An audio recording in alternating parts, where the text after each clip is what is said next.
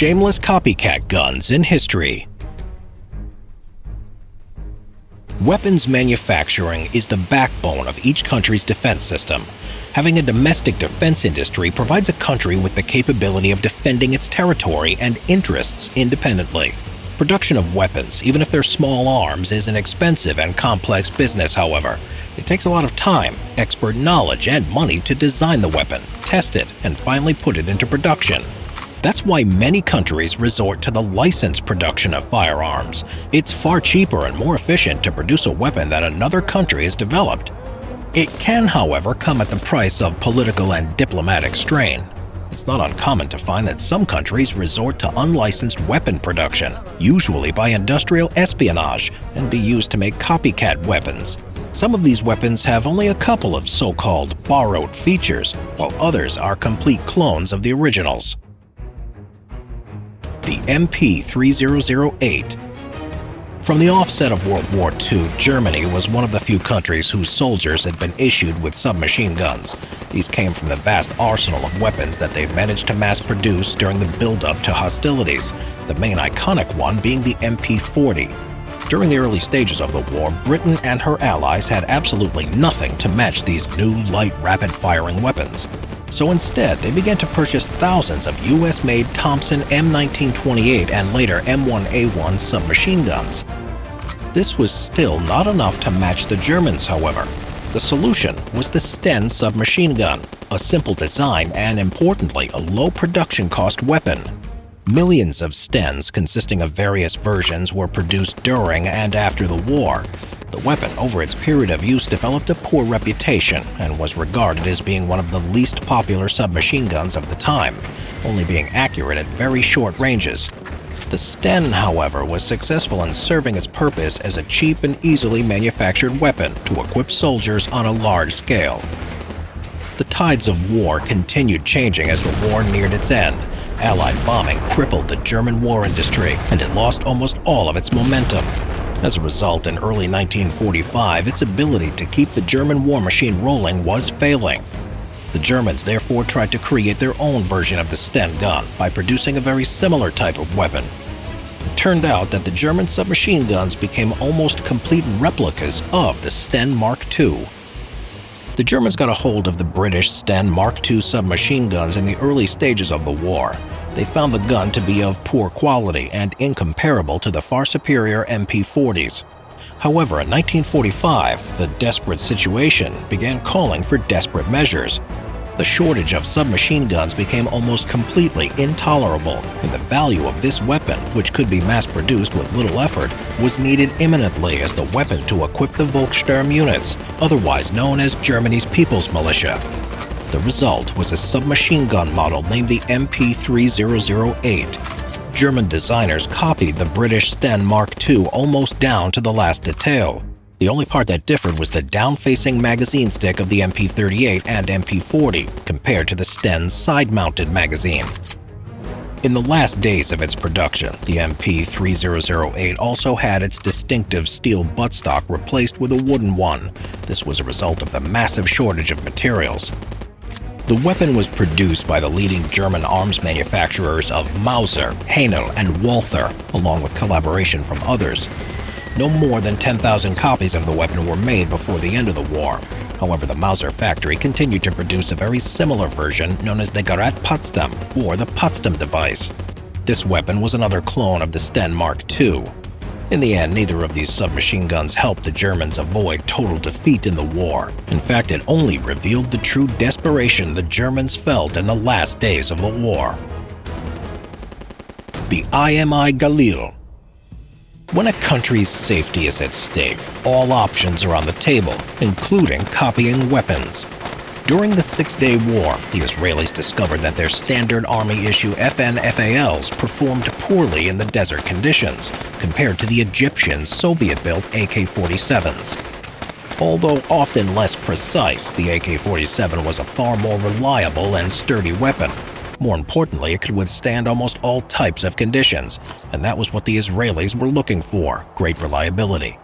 The end goal was to create an AK-47 version that could be as precise as an M16 or FN-FAL.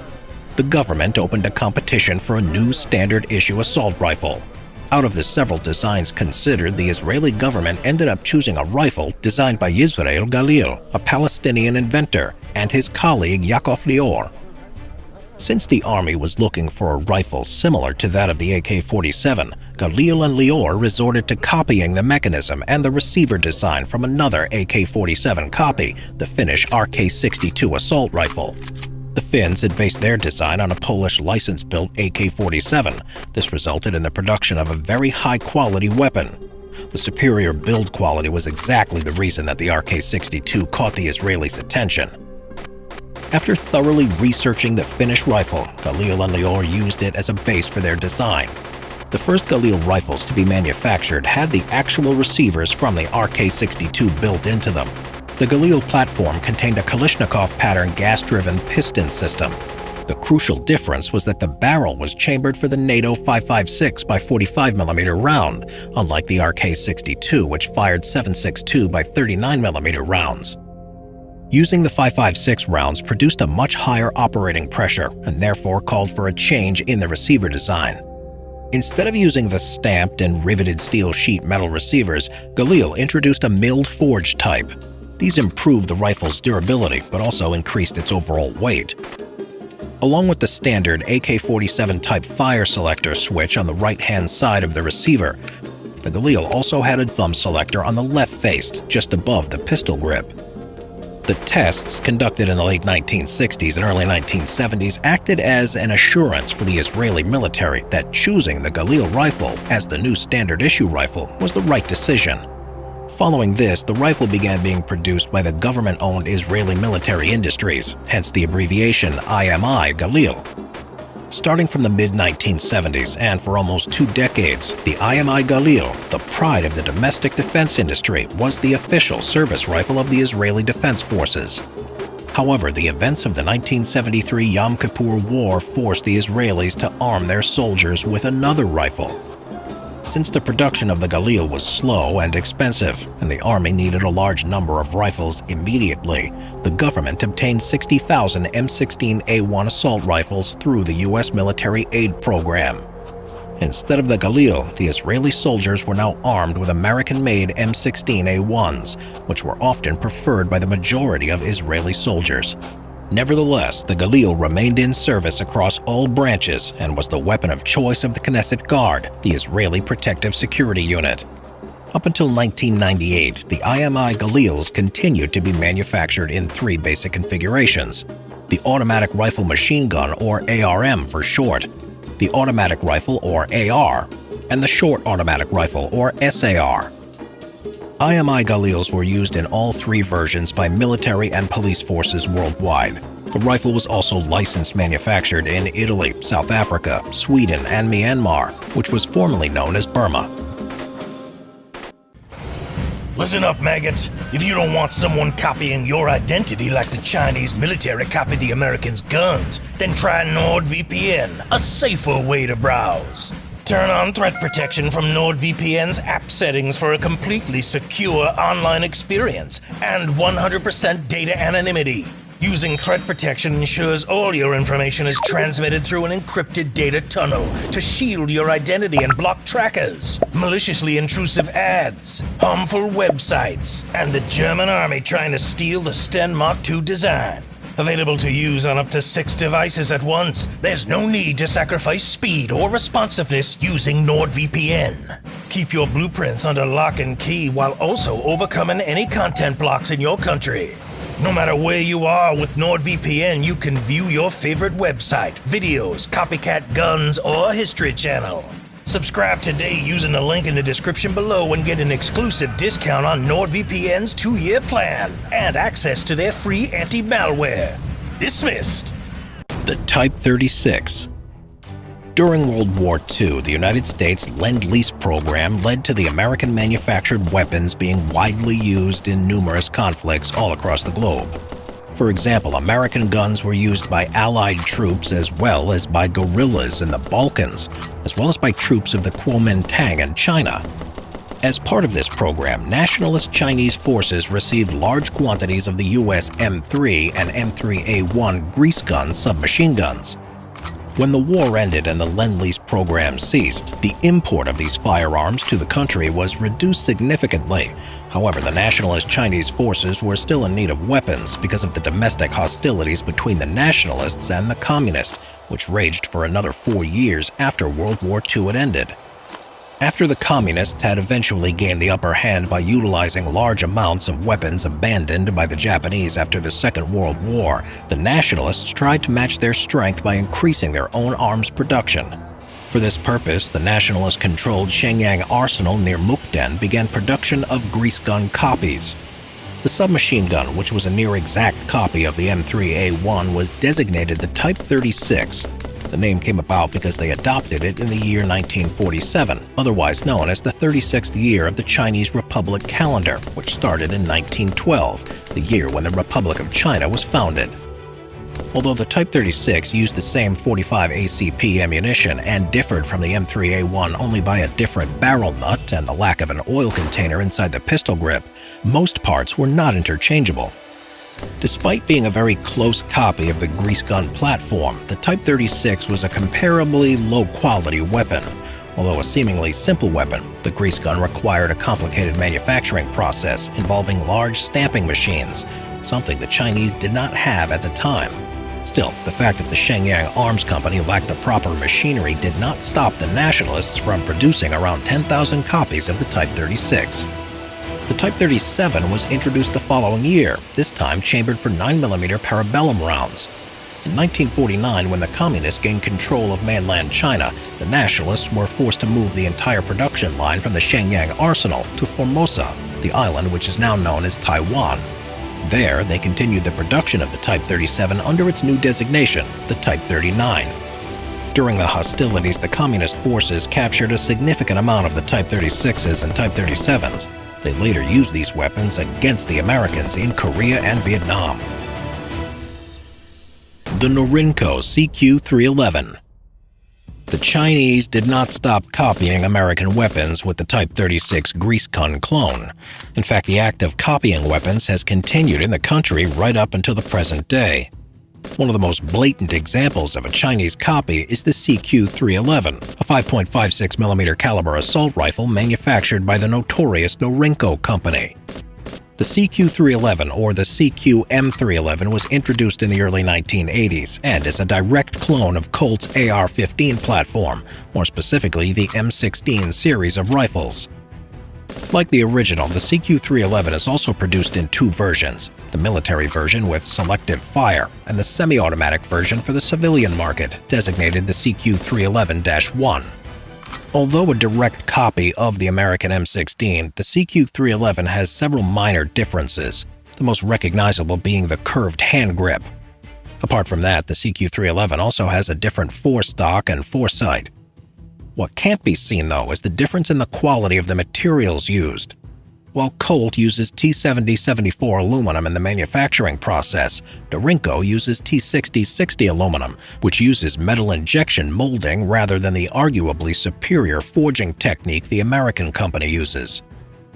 The clone CQ-311 has the same barrel as the original M16, with a length of 19.9 inches or 508 millimeters, as well as a 1-in-12 rifling twist, which allows it to fire the same type of ammunition, the 5.56mm ball M193 NATO cartridge.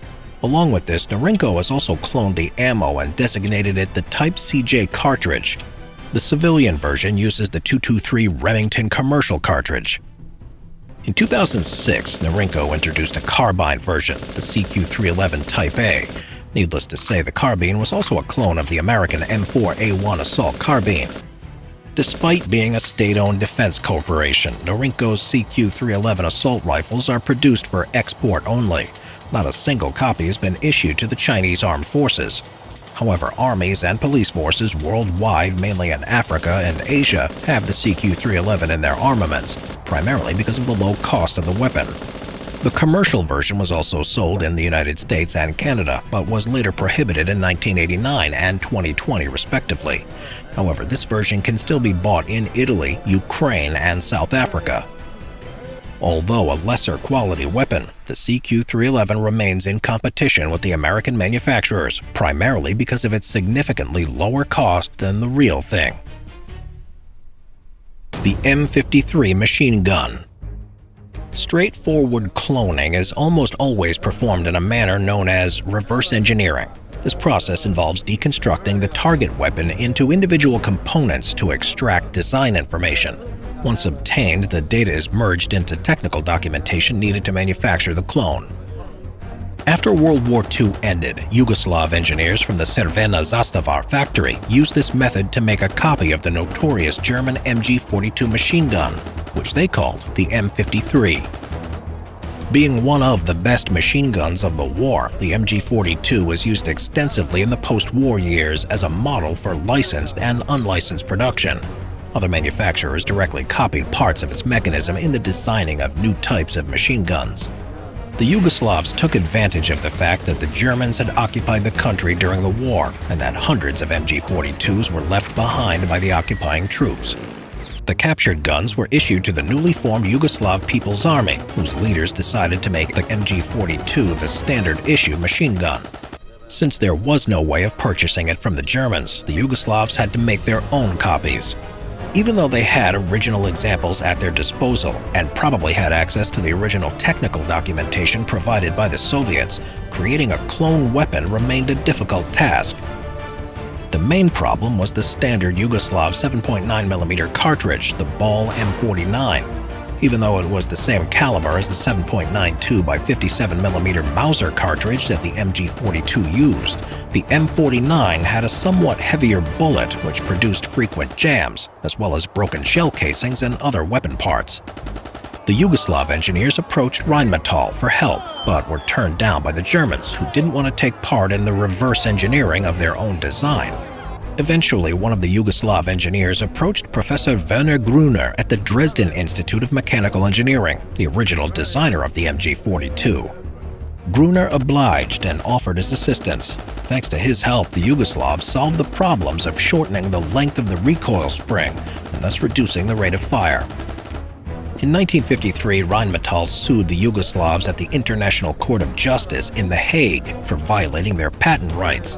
The Yugoslavs won the case, however, by claiming that the patents were part of Germany's post-war indemnities. The Yugoslavs ultimately produced over 40,000 copies of the M53 before the Soviet PKM general-purpose machine gun later replaced it.